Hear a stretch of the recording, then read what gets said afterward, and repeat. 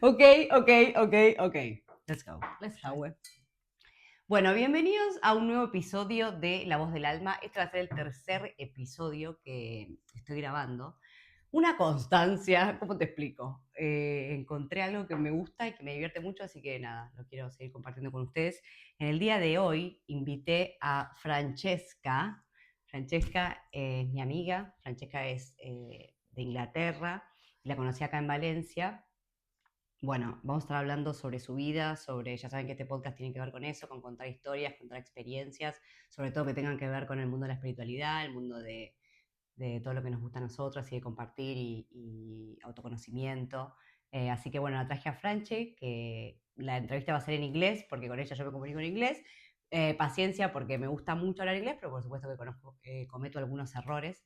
Así que ya cometo errores en español, imagínate en inglés, querido. So, do you understand everything? A little bit, A little bit. yeah. So, welcome, Thank you. Franche, of my heart, my friend. Thank you for being here. I love having you here. Would you like to introduce yourself a bit? What do you do? Yeah. So I'm Francesca.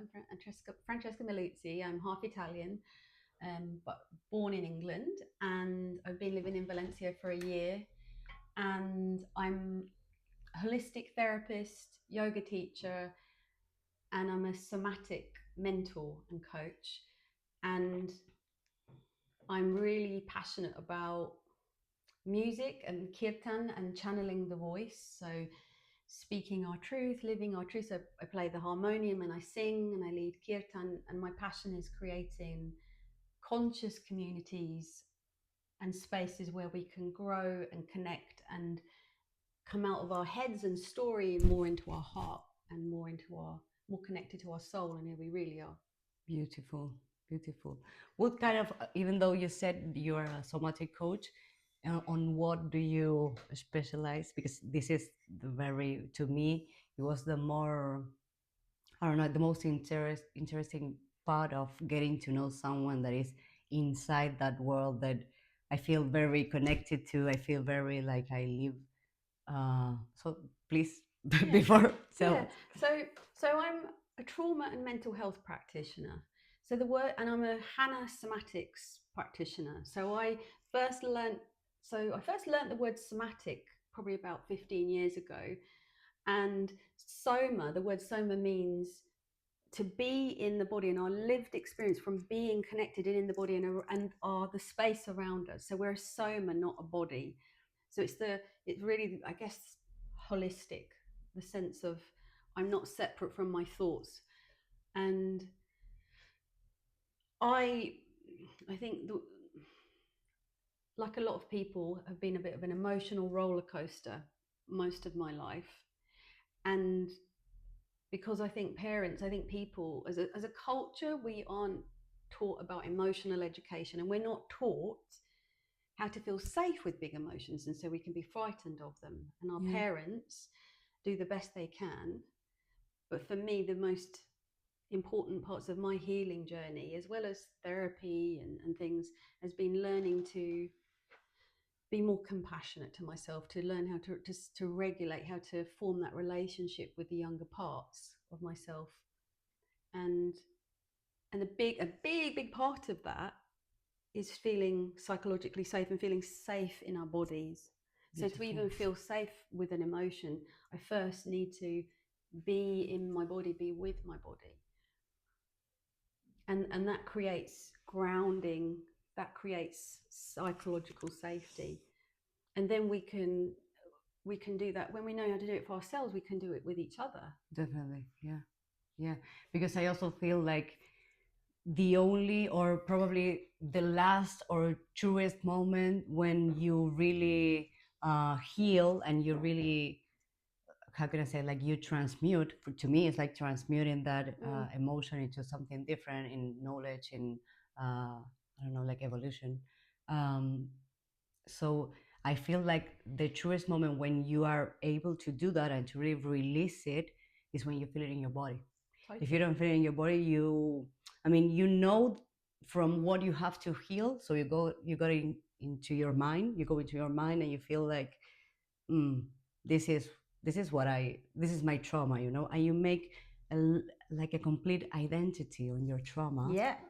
And you forget to really feel it, because to feel it is very dangerous and very sad. So you don't want to go like to the deepest emotion, but only when you feel it in your body, you are able to really release it, right? Totally. And it's like you said, it's frightening and scary because we haven't been given the tools. In my opinion, I think it at some point I would hope that it would be part of the education system, that from a young age children were taught, even if it was 1 hour a week, this is part of education. This is part of because living. because it's everything. Yeah. We know the research shows, that there's especially in the UK, I know it's like 70% of prison inmates are undiagnosed neurodivergent. Whether again, it's like it's another identity. If you don't go say, okay, it's neurodivergent, but it's a highly sensitive person. Yes, sorry sorry for my sorry for interrupting. But I want to ask you that, like, what is to you to be a neurodivergent, and what is it? I think it's a brilliant question because, again, you mentioned earlier about being attached to identities, to labels. And being neurodivergent to me is, I think, a more accurate description is being a highly sensitive person. So I don't discount the labels of autism and ADHD. They're helpful to understand, but it's about it's the reframing it. Yeah. Because if I recognize some people, for example, in Valencia we have the fire, some people love the misclata, and for them, I even met a friend of mine, a very wise friend, and she said for her, when she watches the misclata, it's like an energy clearing, it clears her chakras. For me, and for lots of other highly sensitive people, my nervous system, it overwhelms, it floods it. And I have all the tools and experience, and it still floods it. And so I choose, because I recognize I'm highly sensitive. Yeah. So I'm going to remove myself into a place where I feel psychologically safe. Yeah. So it's about, being a neurodivergent person for me is about also the self-acceptance, where, I'm highly sensitive and I honor that. I'm not denying that, because the denying that and thinking I should be like everyone else. Yeah. Why am I not like everyone else? And you want to fit it, and which is again another normal, healthy human desire to want to fit in. Definitely, yeah. It goes back to primitive times. We had that. It meant life or death if you didn't have a tribe. Yeah, definitely. So it's normalizing that as well. It's normalizing that we live in an ableist. Well, they've always been. Neurodivergence has been around since primitive times. There is one theory that people with autism were the introverts and homemakers, and they stayed and they kept everything in order at the home. And then the more ADHD, the more hypervigilance, because you needed that. You needed that hypervigilance to survive. If it was you were being attacked by a predator, or you were chasing to feed your family. So it's about reframing it, I think, nowadays, and recognizing that it's always been there, it's normal. And then the biggest part is not, and that's where the self-compassion comes in. It's not about pushing down, repressing, it's bringing it into the light. Yeah. And creating communities and cultures where we know how to regulate ourselves, and we know how to co-regulate, some of those skills. It will change society. Yeah, because you don't see it as a problem. You don't see it as something that you need to hide from, and you feel like you can be, like we said before we were recording this podcast, we were talking about that when we met and some other moments in our friendship. And a really good moment when you said to me, I feel like I could be weird. I said to you, I said to Pia, I said, I feel like I can really be my full, unfiltered, weird self with you. And Peter replied, I feel like I'm weird with you. And it is, and I quote that to my friends because it's the gift. It's a real gift to feel I don't feel judged by this person. I feel accepted. You know, we're both highly sensitive people, and we're lucky because we both, by the biggest luck of a lifetime, had access to spiritual teachings. Yeah. Because if I have this theory that if you haven't had access to channeling that, then you are more likely to be an alcoholic or a drug addict because you're self-medicating or Definitely, all the other things, yeah. overeating, overspending money, because they're just ways of medicating emotional pain. And again, it's not about demonizing them. It's about recognizing them. Bring it to light. Bring it to the light. Yeah. Yeah. Nice. Otherwise, they very kept like, they get in the, we keep them in the dark, and we keep it in this. Yeah. Then there's no other way that you, I mean, you have to go through the dark. Yeah. And then you will able to find the real medicine, I feel Yeah. like, because most of people think about sometimes with these things about spirituality and learning about themselves, they think like, oh, this is I want to do this because I want to be happy. Yes, but first, I mean, you're not happy all the time. We're not happy all the time. No. Definitely no. We're the Buddha's saying, you know, the Buddhist one of teaching is life is suffering. We have to have the pain in order to grow. But what we can choose is the growth part, isn't it? It's about, like we were saying earlier, we were having a conversation about, it's a real blessing of a lifetime when you have a spiritual companion, a soul, you know, it sounds a bit, but a soul sister or another light leader, a sister or a brother who can come along when we do have the moments, the natural moments of darkness in life, and you can say, here, remember the light, remember your light. And sometimes it's really hard because you're in a hole, you're in a dark hole. And at that time, and there are times when we're human and we can't always do that. We might have, in our jobs, we're trying to, you know, the empathy, the compassion, and when we get it wrong sometimes, and remembering that we're human. And but I think healing is about choosing not to dwell, choosing not to stay. Like, okay, you can give yourself some grace, and your friend can give you some grace. But if you want to go high, if you want to go beyond, you have to live it. Yeah. Yeah, it is about taking responsibility. Yeah, you have to see it, taking this, and being able to see, well, somehow I created this. Yeah, somehow the projection and recognizing. I mean, yeah. And it was interesting when another moment when we met where we talked, like we made the connection about A Course in Miracles. Yes. Because all of the great teachers that I'm aware of, Western and Eastern teachers, a lot of them have got connections to A Course in Miracles. There's a lot of, well, they're, you know, it's like the teachings of Jesus, right? Yeah, the you know, teachings of, but in the purest sense, without dogma. You know? Exactly, and without religion and without making it like about Jesus. I mean, the least thing that he wanted was to make it about him. You know, like this is for all of us. This is like I have something that is not mine, and I feel like we both as coaches and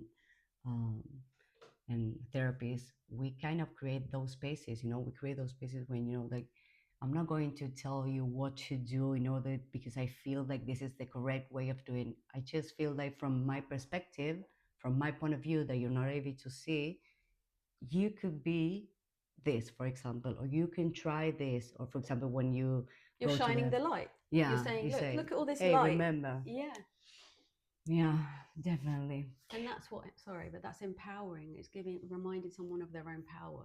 Yeah. I know you have the answers. I know you're capable. I'm not worried about you. I don't need to fix you. I don't need to fix you. Yeah. Because do you tend to do that? Do you tend to get in like bonds and relationships where you end up being the fixer, the savior? Now and again in the past, and it's something that with age, I would say, and experience, I'm more aware of it when it starts to happen, even in a coaching capacity. Nice. But I think it's a work in progress. It can be so subtle. It could be you so know, subtle, yeah. yeah. Because it's you can natural. go, and it's natural, and also you go into the drama triangle, which is, you know, perpetrator, rescuer, victim. So sometimes if I'm overloaded, I move, where I'm living at the moment is a building site, and so my nervous system, you know, it's how managing that and not going into perpetrator, you know, and staying with the feeling, staying in the experience without trying to go into problem solving and giving and saying, look, I know that you know. Yeah. I was thinking that probably about that triangle thing. The probably do you It's called the drama triangle. the drama triangle in nice. English, but yeah. Nice. I haven't heard of it. I mean, you mentioned once, but I haven't studied about that. But I'm gonna do it. But I feel like why is like maybe you get to, or maybe you have to be all three of them in order to complete the lesson or Maybe. something like that. That's a good question. Yeah. Because you repeat the situations, you repeat the patterns, Yeah, you do. but from a different perspective, maybe. It's, the theory is, you know, that our psyche is always trying to look for healing, and even in this current role that we're playing in our lives, the what we do as work sometimes really feels like work, sometimes doesn't at all. You know, you're channeling. I feel like, yeah, it's I've lost what I was saying. So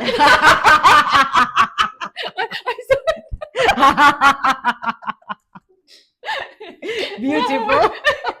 What were we talking about? The triangle drama. The drama triangle. It's about stepping out of the drama triangle. It's about, so I asked my teacher, so I trained as a trauma and mental health practitioner with it's called the Institute of Art and Therapy in Education. So it was using therapeutic art, therapeutic play, attachment theory, polyvagal theory, all of these kind of concepts.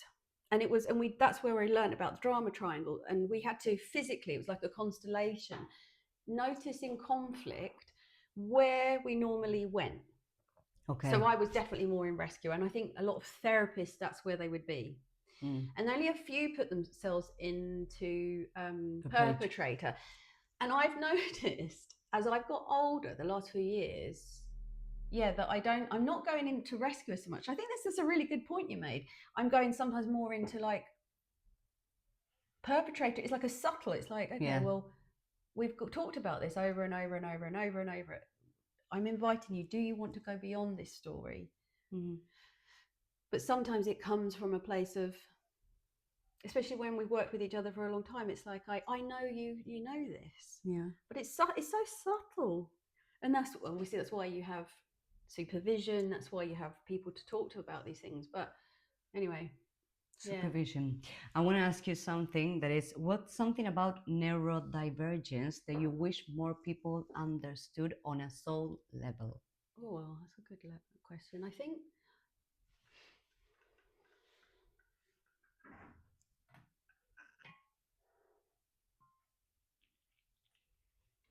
it goes back to the thing around the highly sensitivity, that it's a gift.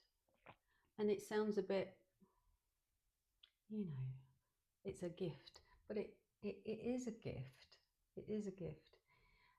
And the thing is that as a society, you know, we're not as spiritual because, well, we are in different ways, but it was more just the way of life that people went to church and they were, you know, religion, right? And so people had those communities. They could, you know, maybe they could have more of those conversations. I don't know. It's I feel like, and that's why.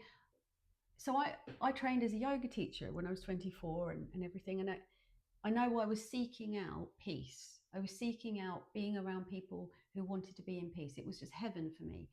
And then I recognized that a lot of people around me in yoga classes are, now I can see it, are neurodivergent or highly sensitive people. So that's why it's great that it's great in a way that yoga's become so big, because it gives us people who are highly sensitive. You like Pilates, but anything that's slow and connecting with the body. Yeah. I was thinking this day that I need to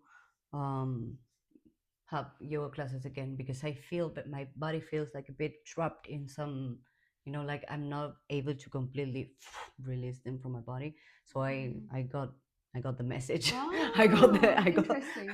Yeah. I got the message, like, probably I think from my higher self, and it was like, go back to yoga. Just do like for example, I'm gonna do, after we finish here, I'm gonna do it, because I felt like I need to do this to get back to my body, even though I do pilates and I walk a Yeah. lot and stuff, but I really need to Just different perspectives. You get different positions, and you see things from different perspectives. Yeah, and that's really yoga is interesting. So I trained as a yoga teacher 20 years ago, and I've been wow. studying Advaita Vedanta and non-duality for those years as well. And it's like, it's so, for me, it's fascinating because so I trained as yoga, taught yoga for 15 years, and then trained as a trauma and mental health, and went down that more somatic and psychological kind of path. And it's gone full circle for me now. Like, I can see how amazing, like, it's a comprehensive system. Yoga, for example, the ideal concepts is, non-ahimsa, so non-violence, ahimsa, non-violence. So people choose to have a vegetarian diet. They're not consuming violence. They don't have again, we're living in a Mediterranean country, and we know, but they don't consume garlic and onions because it agitates the mind. They don't have caffeine. And it's that middle path, right? We have to also live what feels true to us. But it's a full system, and every posture you're doing is also massaging internal organs. You go into a shoulder stand, you're flooding the pituitary, the pineal gland. So You're moving but you're energy. doing it, if you're doing it, like, there are certain organizations and certain yoga practices that are really focused on the more complete kind of, it's 8 limbs of yoga, whereas in a lot of yoga schools it just focuses on the first 3. I can't remember what they are. I think it's diet, asana is like number 2 or 3 or 4. It's like the physical aspect. Okay. And then the latter ones are like, meditation. Samadhi is like the last one. Samadhi is self-realization. Yeah. But most people with yoga, they focus just on the first 4. So it's getting into the body so that you can then get to yoga was originally created, or asana, the physical practice, and the breath work was just to allow the monks, the yogis, to meditate for longer hours. Nice. To get to self-realization. Yeah. So it's, or not that many yoga teachers focus on the whole thing, but you'll find. You'll find your teacher. Yeah. I have a teacher that is, I love her. Now she's my friend. As always. You asked the question about the soul. I think it goes back to that. It's about seeing it as a gift and not denying, like, honoring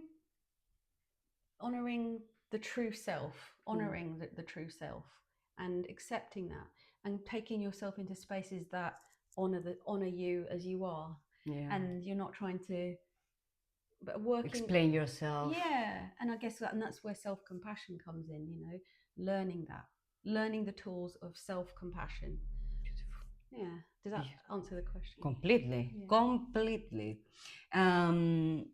About your work, I want to ask you, in your sessions, what usually happens first? Regulation? Because you go like through different parts, different process, and or is it like, I wanted to know more about that, like your own way of working.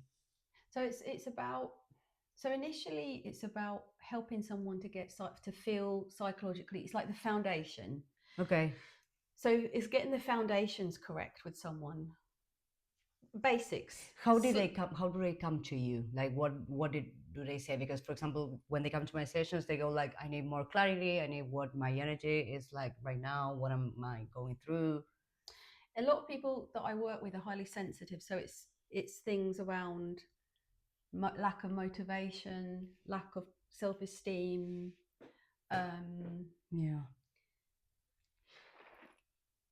A lot of it's around anxiety for a lot of people who are highly sensitive, it's anxiety. So it really is about creating. The truth is, it's all about the relationship.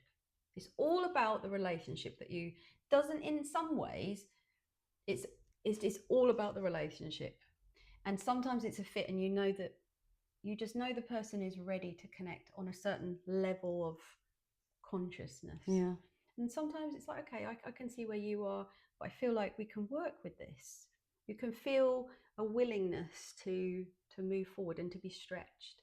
And I ask those questions as well. Like, it can be very direct, it's very tender, very full of love, but sometimes it's going to stretch. And are you willing to be stretched? Do you want to be stretched? Do you want to grow? Do you want to go beyond this? So yeah, anxiety is one of the top things. Okay. And then it's relationships to others, whether it's in the workplace, whether it's at home, relationship to self. And you were telling me about like somatics exercise. Yeah. Do you start doing that like after you get to develop the relationship, or you get to be more confident, or you are like they come to connect to their body and then you develop, or why you're doing it? Like, it's a good question. It really depends. So it's about being present and tuning in. So I create this, it's boundaries. So I know with a lot of people who are highly sensitive, we struggle we're people pleasers. So I have a method of finding a way of them really be able to tuning into what really is a yes for them, first of all. So it's all done in a trauma informed way. It's all about, you know yourself. I want you to be in your own autonomy. I want to keep reminding you that to not give your power away. Perfect. So the somatic movement stuff, it can start immediately. It can be something as simple of like, you pull your head and you look to the top right, and you hold that for 30 seconds, and the top left, and rise back to the center. My intention is to keep you in regulation and me and us in a co-regulation space. Yeah. And your tears and your sadness, it's all welcome. Yeah. But I want to teach you ways that are going to empower you to come back to presence and come back to trusting who you are and what's going on for you, and that everything's going to be all right. Exactly. The other day, I was in a place of being like, I do this all the time. Of course, I forget things. I don't know where my cell phone is, and I start like, where's my cell phone? And I get to be like I get really anxious about it, because I know that this is because of me. I know that the first thing that comes to me is like, could you be any more tidy? Could you be any more organized? A bit of self-criticism. Self-criticism, and I judge myself. So the other day you were like, okay, this is all right. Just everything's gonna be all right. Just remember where you left it. But when I was here, when you were here, and I realized, and that's we went into co-regulation. Exactly, and I realized that that's what you do, and it's probably the same thing that I do with my clients. You let to know them that it's not a problem. That there's definitely not a problem with it. You're gonna fix it. There's no problem about what is going to be. What could be the baddest thing that could happen if you lose your phone? Like, nothing is. That's all right. Exactly, and that can be taught. So these are things that we can teach each other and we can learn. It's about going into school. So, for example, when I lose something, I stop. I go into the chaos. I'm like, oh, can I find? And then I pause, and I'm a Reiki practitioner, so I go, please, Reiki, thank you, I found my keys. Beautiful. And even it's just 2 seconds, and then I just keep moving, and then they turn up. Thank you, I found my keys. It's taking that 2 moment and sometimes it's saying it out loud, because if we're normally, like you said, we're going, could you be any more untidy? I'm hearing like Friends. yeah, Chandler Bing, could you be? Why did you do that? Yeah, so it is like learning, like Louise Hay, right? Louise Hay is a student of Course in Miracles, right? her whole thing, she's one of my spiritual heroes, is about self-love. Self-love. It's Accept all about, yourself. it's all about that. Yeah. The whole thing was about that.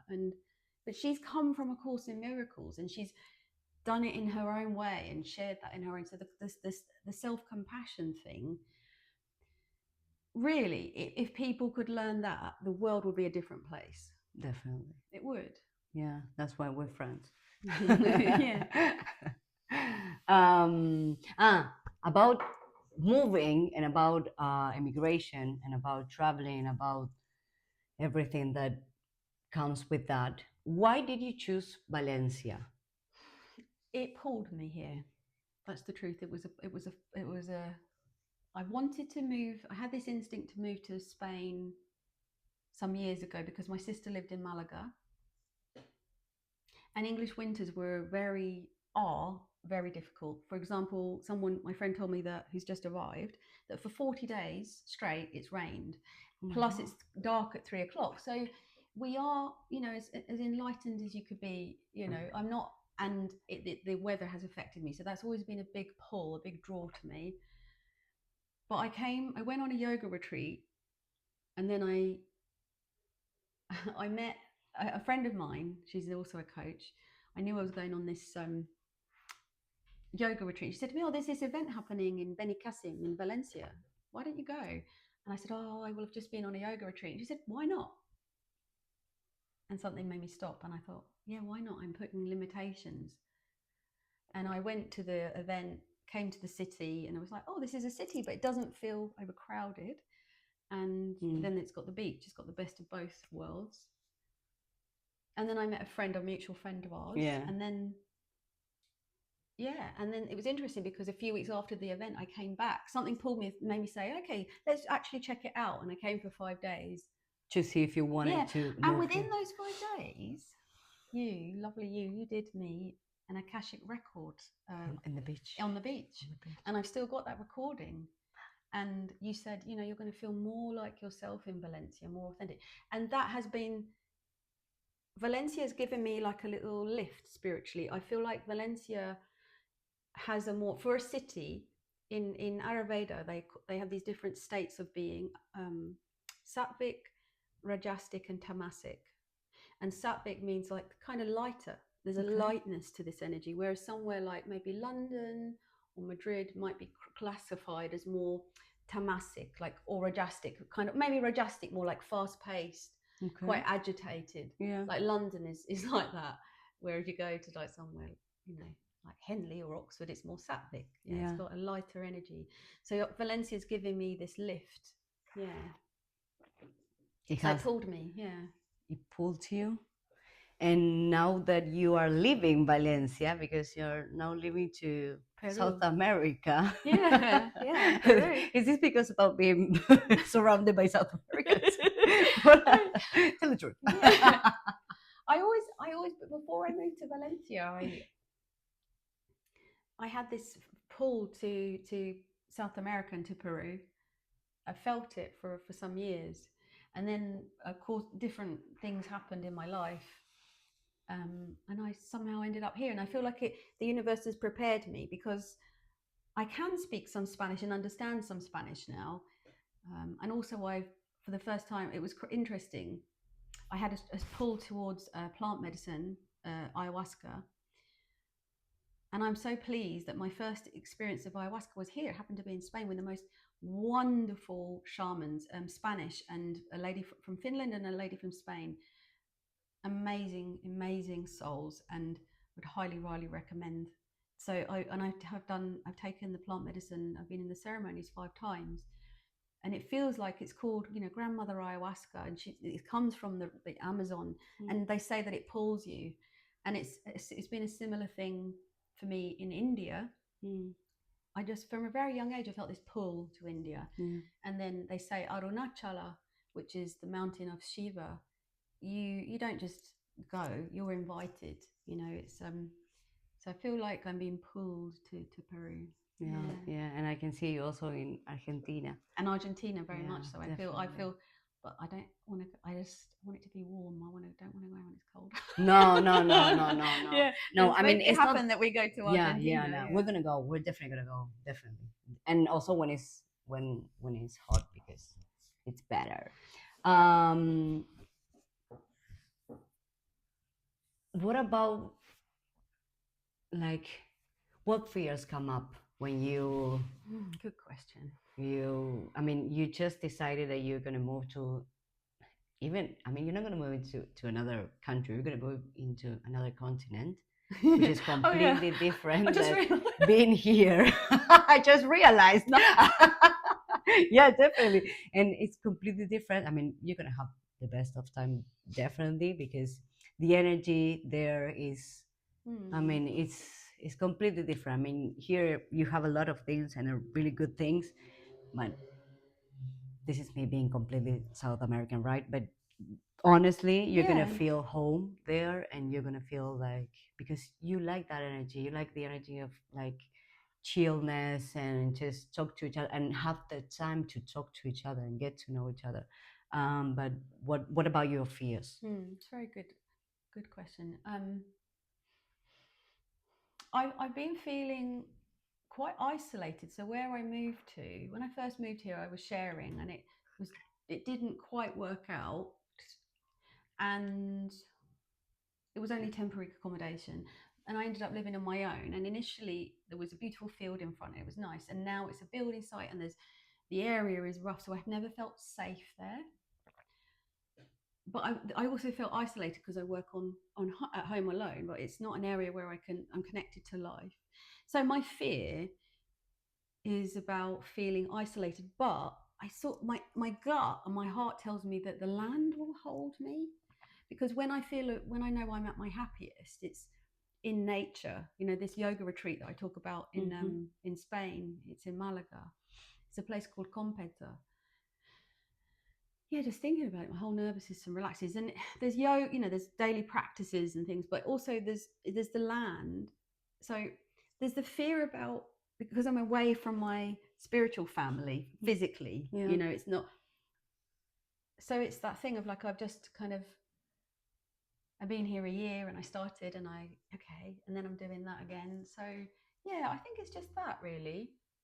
And at the same time, my soul, my heart says, I've always been looked after, and what would change? I just trust that my past I will always be looked after. Definitely. Yeah, and I think that's the same for everyone. It's the same. It's the truth. It's like, if you look back factually in your life, we've always been taken care of. It's always worked out in the end. In the end, it always works There's out. been suffering, of course, because that's the human experience, but it's ultimately always worked out. So yeah, it's about feeling isolated, because it's going to be, I think it's a 15-minute walk, but it's surrounded by, where I'm staying for that first month, is surrounded by mountains. That's it, really, though. That's the main thing. And getting from Cusco Airport to Pisac, because I got two big suitcases, and I think everyone else takes like a bus, and I'm just thinking, will I be able to get my suitcases on the bus? Yeah. I need to, definitely. Yeah. Just send love to that bus, send love to people, like, willing to help you, and you're definitely going to. I mean, that's the thing about South America. See, my friend said that's the thing about Colombia, Argentina, Brazil. She said, but in Peru, she said she found people to be more reserved. Probably. I don't mind that. But if they're more introverted, yeah, but they're still really nice. Yeah, they're like really sincere. nice. I mean, they're more probably introvert, but yeah, like, they're not like Brazilians. They're not like Colombians.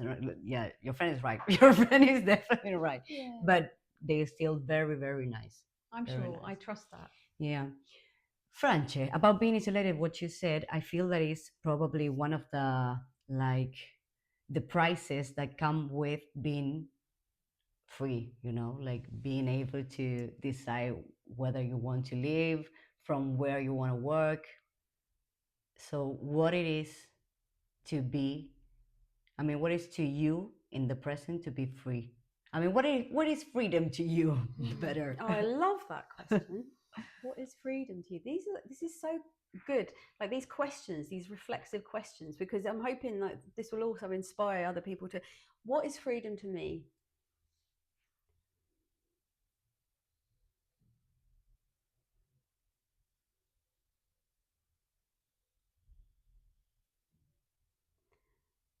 Freedom to me is being able to be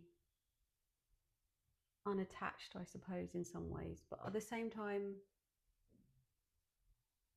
total faith, I suppose. Freedom is faith, like faith in that we are taken care of. And I'm thinking of Nina Simone, and she said, you know, that for her the definition is like absolutely no fear. I can't. It's almost there's a part of me, yeah, like can imagine the possibility of no fear, but yeah, that would be total freedom, wouldn't it? To have total trust, to totally, and I have been in those. I have experienced moments like that. I have, you know, when I've been to Ramana Ashram for 10 days, you'll just. They say that truthfully, you know, you can only really attain self-realization, which to mean you know that you're a soul in a temporary body when you're around in the presence of someone who's in that state. And the Ramana Ashram, you feel that peace. It kind of, I'm very affected by environment. So freedom to me is freedom from fear and having trust. I mean, that's the ultimate goal. I fucking love it. I fucking love you. You channeled that. You channeled that. I love it. I really love it, Francia. That's beautiful. I feel the same. And being able to choose, you know, like I can see love rather than fear in this. Yeah. Wow. Yeah. To not.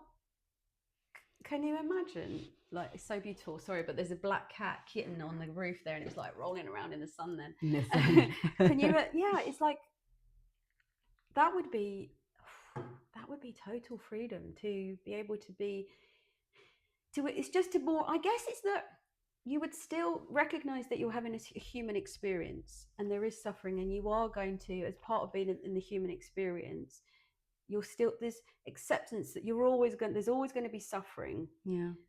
But for me, it would be that I'm spending less time in the darkness. That I accept that I'm going to go into the darkness because there's rites of passage of being a human that we all have to experience. I know for a fact that losing my parents, no matter how complicated some of those relationships or my family, is going to be the greatest tragedy, and also blessing. There will be a gift in that, but I know that I'm going to have to go through that and have faith that I'd be able to, that I'd have the support and that I would be able to navigate that. Definitely. Spiritually. I mean, even the word spiritual isn't quite right, but you know, like to be present and conscious. Yeah, to be able to not get like you still are going to get caught in stories. You're still going to go into narrative. You're still going to get your mind is going to be true. Yeah. You're going to still get attached to your pain. You know, like I said earlier, in subtle ways, it becomes more subtle. And I think also it depends of how many time. I mean, how much time you're able to stay there. You're able to leave that place. Exactly. You know, you're able to not stay there and leave that place of suffering or something like that. That your mind is triggering you because it's the thing that it needs to do in order for you. Yeah. I was thinking about grief and Ramdas. You know, Ramdas is an American spiritual teacher. He's not in his body anymore. He wrote a book called Be Here Now in the 1970s. Very wise, very incredible teacher, spiritual teacher. I recommend that your listeners, your people who, you know, look on YouTube, Ramdas, and he talks about grief, and he says, you know, grief, you're going to go in the absolute depths of hell and you feel like you're drowning and you're never going to come, and then suddenly you'll come back up for air. And he said you have to milk it. You have to milk the grief for every drop of it, because that's part of the processing of it. That's how you I love that word, transmute. It's how you transmute it. When I mentioned about I didn't go to Peru last year, and events changed because one day I got a phone call that my nephew in America had been involved in a hit and run accident in America, and he was in a coma. And I was on the plane going. It was the first time in my life that I experienced up until that point going on a journey that wasn't a positive journey, because I was arriving potentially not knowing what the situation was. And I was so looked after on my journey. I met a woman, a beautiful Indian woman, and she helped me. And then I was on the plane. And it was like a real metaphor for life. I brought my mala beads I'd got from Ramdas, and I was sitting on the plane, and I tried to distract myself. I was like, I thought I put a movie on, but my body wanted to cry. My body wanted, and I thought, no, I have to practice what I preach. So I turned the film off, and I just sat there with my mala beads, and I just allowed tears to just move out my body and honored it. It's about that as well. It's like honoring it all and not rejecting it. But having the tools to do it, we need the tools, and we need the people, we need to surround us. This is why, in yoga and Buddhism, they call it sangha. The sangha is the seekers of truth, or company of the wise. Even if you don't identify as being wise, but you're seeking to have these conversations, and you pick up a book, or you choose these amazing books. You pick up a book, and that sangha, that satsang, that you're connecting with that sangha. Nice. But it's having the courage to do that, because often when we're dysregulated, we want it's easier. That's what we know how to do. When you're a little kid and your mom said you're crying, your mom says, "Don't cry. Do you want a biscuit?" Definitely. Definitely. Nothing wrong with having you want a biscuit. Something sweet. I bought you something sweet. Oh my God. Now I'm sad, and I go to cookies. Like cookies are gonna hold me. Exactly, because that's what they were taught. Yeah, definitely. Don't be sad. No. Yeah. Don't be sad. Like that's the kind of thing. Again, don't they weren't. Why are you sad? You don't have to be sad. Look at everything you have. Yeah, no, but I'm still sad. What the fuck? Yeah. And I'm free. I'm able to do it. That's the the miracle. You get to feel. So why wouldn't you feel sad? But we have to learn. It's like, again, that we have to learn slowly how to do it for ourselves, because then we can also do it for others. Yeah. But it's like walking the spiritual path. I remember I went to Maharaji's ashram in India, and Maharaji was Ramdas's guru, and there was this man there, this older man, and he was a direct devotee of Maharaji, and I met him, and because I had a book that I bought, and he said to me that walking the spiritual path is like walking along a razor's edge. And I remember I was quite young at the time. I was like, what does that mean? But it is. It's a fine.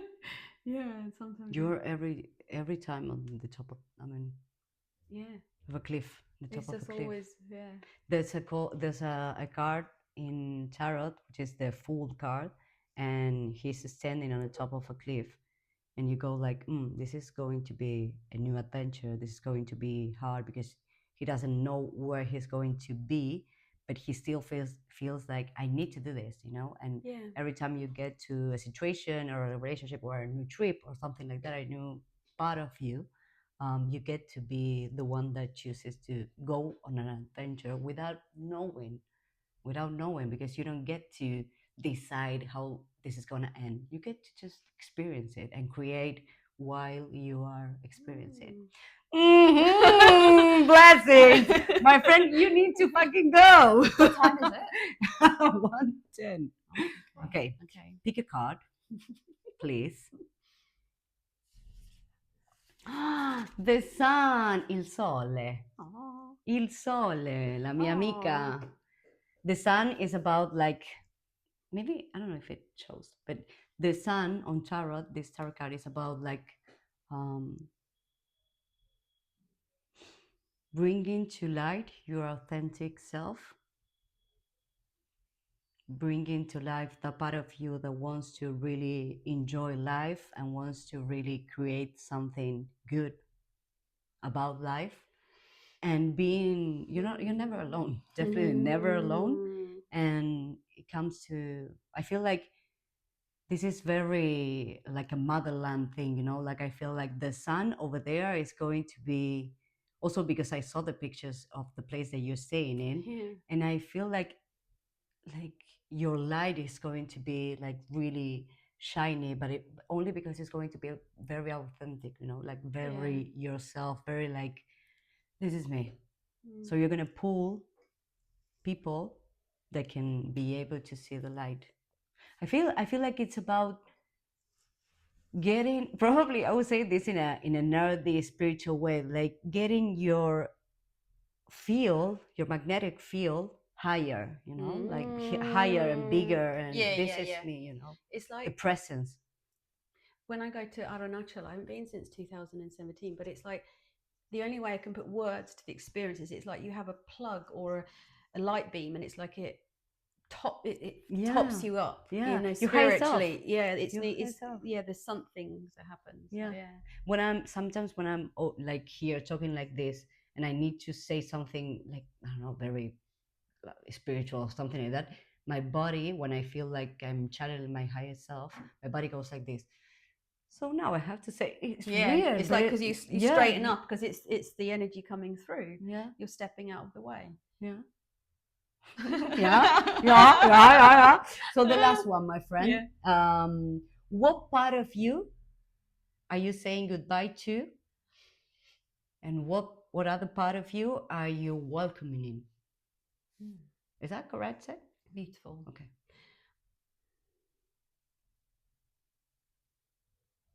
People pleasing, being the good girl.